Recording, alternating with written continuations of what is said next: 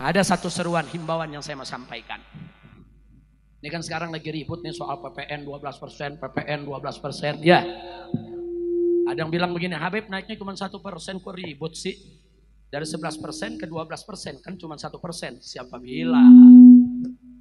Naik dari 11% ke 12% itu namanya naik 9,09%. Bukan naik 1%. Semula 11%, sekarang 12%, berarti naik 1 dari 11.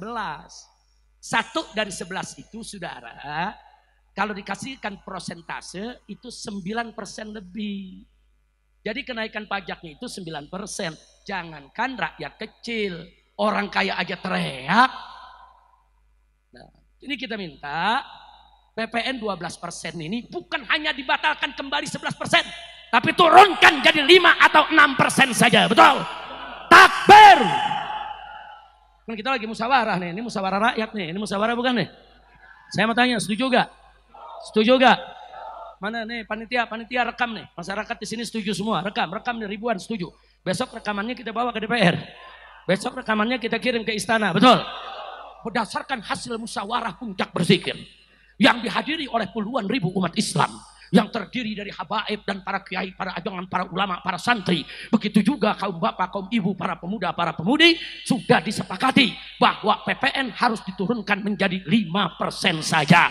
Itu pun hanya diberlakukan kepada orang kaya saja. Yang miskin gak wajib bayar pajak. Setuju? Setuju? Takbir! Keputusan diambil. Enak kan musyawarah? Musyawarah. Habib Hanif langsung ketuk botol. Kira-kira paham gak? Bukan, jangan nanti kalau saya sampaikan Habib Rizik maunya sendiri. Gak ada rakyat bicara begitu. Gak ada kiai yang begitu. Tunjukin filmnya. Betonton, betul. Lu masih gak percaya? Bledok sih. Dia belum tahu kalau orang Jawa Barat marah, betul? Kira-kira jelas gak? Setuju? Jadi bukan 1% naiknya, bukan. Naiknya 9%. Bahkan kita bukan minta diturunin. Bukan, oh mahasiswa turun, minta 12 dibatalin, tetap 11. Enggak. Kita minta turunin 5%. Dan itu pun hanya harus diberlakukan bagi orang kaya saja. Hanya untuk barang mewah saja. Bukan kebutuhan pokok masyarakat luas, betul? Takbir! Sampai di sini jelas? Jelas? Makanya saya berani katakan di sini, hei orang miskin, hei orang melarat, tidak usah bayar pajak karena pemerintah haram mengambil pajak dari orang-orang miskin dan melarat, saudara. Allah mewajibkan zakat hanya kepada orang kaya, saudara. Itu pun cuma 2,5%. Ini saudara baru mimpin negara. Mau bikin pajak 12% untuk semua orang. Yang kaya, yang miskin, semua kena. Nggak boleh. Makanya sebagai oleh-oleh terakhir saya mau tutup. Sebelum kita baca qasidah, saya mau baca riwayat sejarah dulu. Boleh tidak? Boleh tidak? Dengarkan baik-baik ini sejarah, saudara. Dulu ada seorang sultan di zaman Al-Imam An-Nawawi radhiyallahu ta'ala anhu. Ini Imam Nawawi ada desa Nawa di dekat kota Damaskus, saudara, di Syria. Namanya desa Nawa.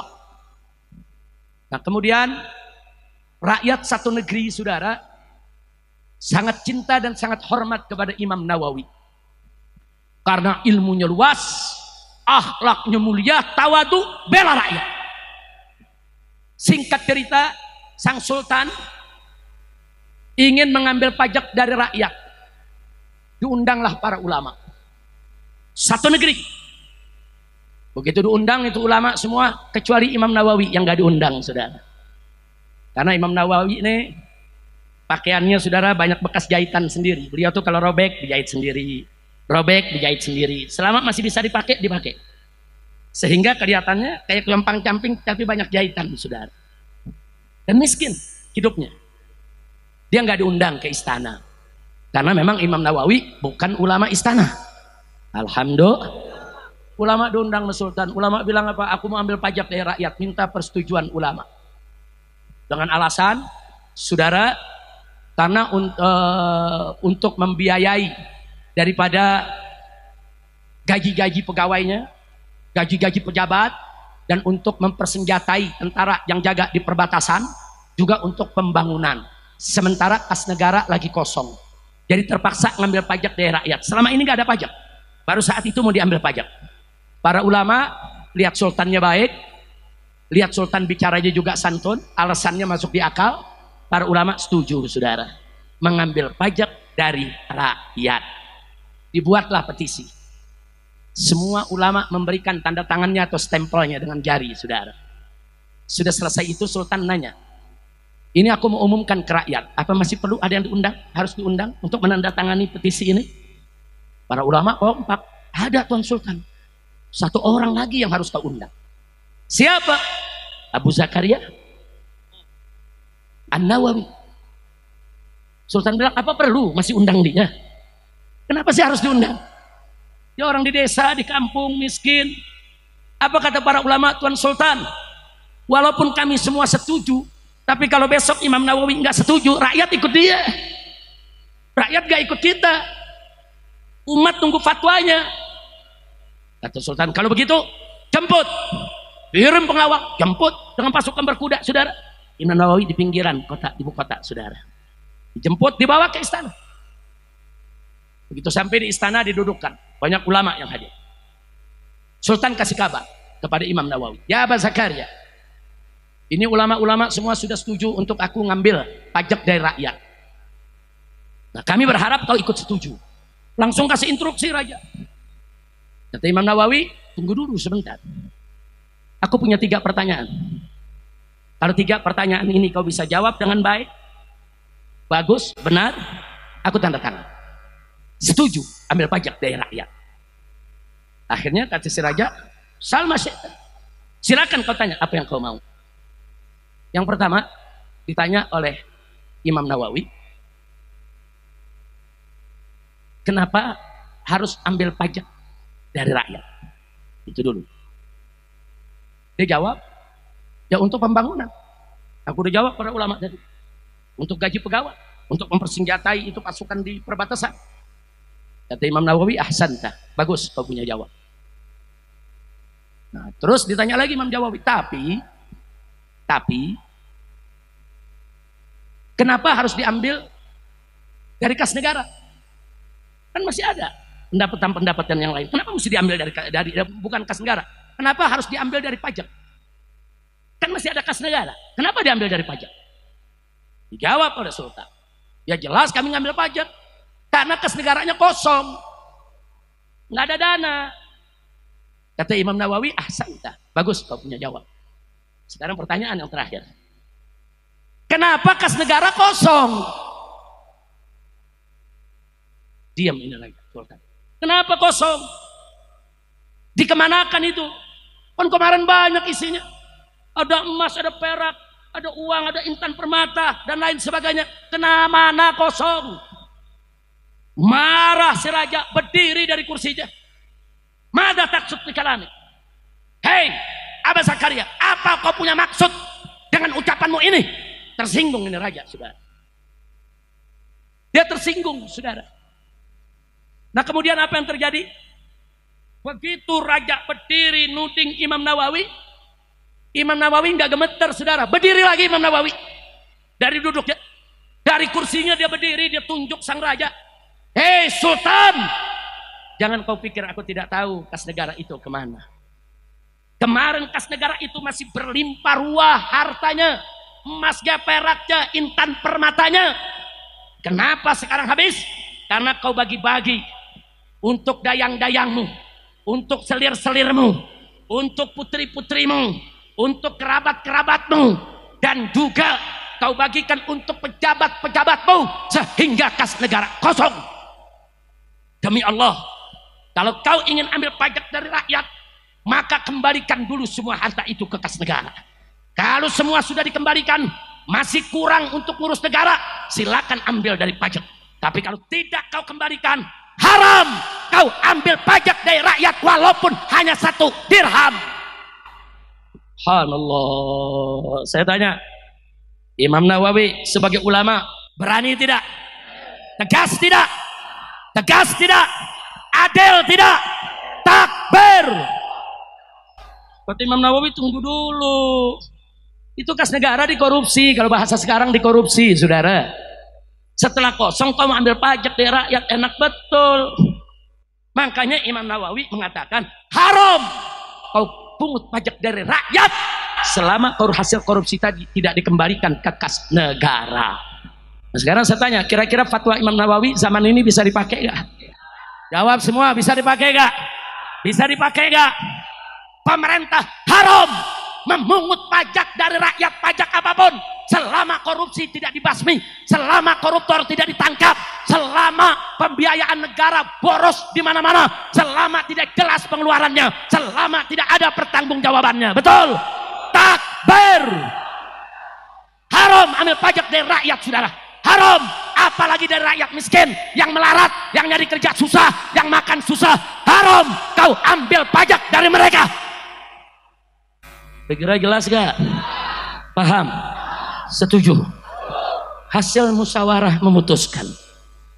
Ayo, ini kiai-kiai saya tanya, setuju gak kiai dengan fatwanya Imam Nawawi? Wah, ini kiai-kiai Syafi'iyah semua nih. Syafi'iyah, Asy'ariyah, Ahlus Sunnah wal Jamaah. Siapa yang gak kenal Imam Nawawi, saudara?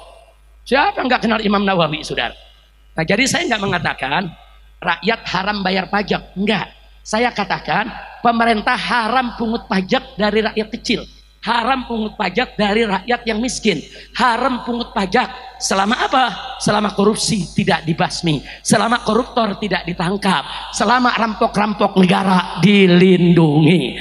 Betul? Betul? Setuju tidak? Setuju tidak? Takbir. Mau ini dijadikan keputusan musyawarah kita? Betul?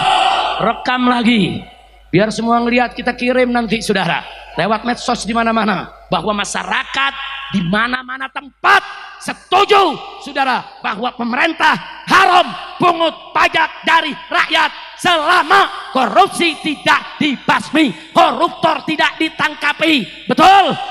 Betul? Selama ada pemborosan di mana-mana, selama laporan keuangan tidak jelas. Betul? Takbir. Betul-betul lagi Hani. Alhamdulillah. Udah segitu aja ya. Ini ceramah perdana saya nih, diri-diri lagi. Udah 3 bulan gak ceramah begini saudara. Itu. Tapi di sini kita lihat panitianya galak-galak. Nah, makanya saya bisa datang akhirnya. Udah gitu ada, waduh si bule datang. Duduk depan sini. Takbir. Oh, ini dia nih. Takbir. Nih rambut udah bayar pajak belum? Duduk sini, duduk sini, duduk sini. Duduk samping Hanif sini. Iya. Takbir. Saya tanya saudara, kalau kas negaranya dikelola dengan baik, koruptor ditangkap, korupsi dibasmi, kemudian tidak terjadi pemborosan kas negara, semua ada pertanggungjawaban jelas, bagus tidak? Kalau sudah bagus begitu baru boleh. Kalau masih kurang ambil pajak dari rakyat. Kalau nggak kurang perlu ambil pajak dari rakyat, nggak perlu. Bahkan kalau perlu saudara kasih dana ke masyarakat. Itulah dulu yang disebut subsidi BBM, subsidi nelayan, subsidi perkebunan, subsidi pertanian. Dulu semua ada subsidi. Saudara, pesantren dibantu, madrasah dibantu, majelis taklim dibantu. Saudara, kenapa? Karena ada kelebihan, surplus, saudara. Nggak perlu pajak dari rakyat. Kalau tambang emas, nikel, batu bara, saudara, semuanya dikelola dengan baik. Saudara, rakyat tidak perlu bayar pajak lagi ke negara. Kenapa? Satu tambang saja sudah cukup untuk menghidupi bangsa Indonesia. Takbir. Shallu ala Nabi. Nah, kira-kira saya sampaikan jelas tidak? Paham? Habib Bahar, ini musyawarah akbar. Ini musyawarah asyura kubro untuk memutuskan rakyat bayar pajak apa jangan. Nah, ternyata keputusannya tadi pemerintah haram ngambil pajak dari rakyat selama korupsi tidak dibasmi, selama koruptor tidak ditangkap, selama duit negara borosi, saudara, jangan dong. Nah kalau korupsinya udah dibasmi, koruptornya udah ditangkap, negara semua udah baik, pengelolaan keuangan, masih kurang buat pembangunan, silakan ambil pajak dari rakyat. Wajib kita rakyat bayar pajak. Jelas tidak? Jelas tidak? Jelas tidak? Nah, saya mau tanya sekarang, jadi kalau korupsi masih banyak, koruptor tidak ditangkap, negara masih boros, saudara, apa boleh pemerintah ngambil pajak dari rakyat? Boleh tidak? Boleh tidak? Halal atau haram? Tapi kalau pengelolaan keuangan negara sudah bagus, saudara, koruptor ditangkap, korupsi itu dibasmi, kemudian nggak sampai di situ, tidak ada pemborosan, semua pertanggungjawabannya benar, negara masih kurang. Kalau begitu rakyat wajib tidak bayar pajak? Siap bantu pemerintah, siap bayar pajak, betul.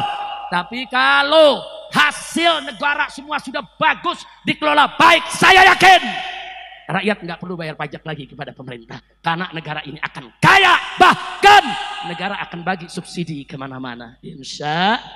Nah, jadi negara bangkrut bukan karena subsidi, bukan karena korupsi.